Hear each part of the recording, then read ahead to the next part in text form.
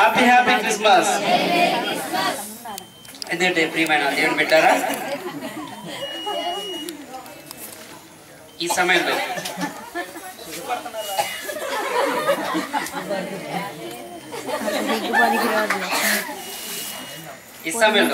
మరి చివరి యొక్క నా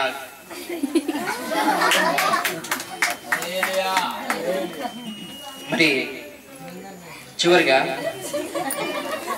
అయ్యగారు అమ్మగారు మళ్ళీ మళ్ళీ మన సంఘానికి వచ్చి మనల్ని దీవించాలని అందరం కోరుకుంటున్నాం. తప్పకుండా అయ్యగారు మా ఆహ్వానం అందించి తప్పకుండా మమ్మల్ని వచ్చి వాక్యం ద్వారా మమ్మల్ని మీ ప్రేమ ఆప్యాయతల ద్వారా మమ్మల్ని బలపరచాలని కోరుకుంటున్నాను. నేను చెప్పాను ముందే, మీరు పిలిచినా పిలవపోయినా పిలవబడిన అతిథిగా తప్పనిసరిగా ఈ రోజు వచ్చాను. అంటే ఇప్పుడు నేను ఈ పూట మేము అఫీషియల్గా మీ అతిథిని కాదు, జస్ట్ సహోదరుని పట్ల ప్రేమ ఉన్నది. ఇప్పుడు ప్రేమ ఉంటే ఏం చేస్తాడంట స్నేహితుడు, ఏం చేస్తాడు, వ్యాయామం చేస్తాడు. ఒకవేళ ఏమన్నా లోపం ఉంటే సరిచేయాలా, లేదంటే దేవుళ్ళు సాగిపోతుంటే చూచి సంతోషించాలా, ఒకవేళ ఆగిపోతే ముందుకు నెట్టాలా. ఇట్లా చాలా బాధ్యతలు ఉంటాయి దైవజనులకు. కనుక నేను ఒక పోలీసు వాళ్ళలాగా వచ్చాను, అర్థమైందా? Spiritual police man. పోలీసు వాళ్ళ పని ఏంటో తెలుసండి, రక్షక భటులు. ఎవరండి వాళ్ళు? మనం ఆత్మీయ రక్షక భటులు. Thank you very much.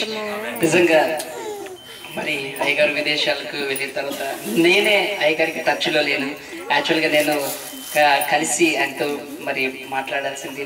నిజంగా యేసయ్య ప్రేమ విడోని ప్రేమ.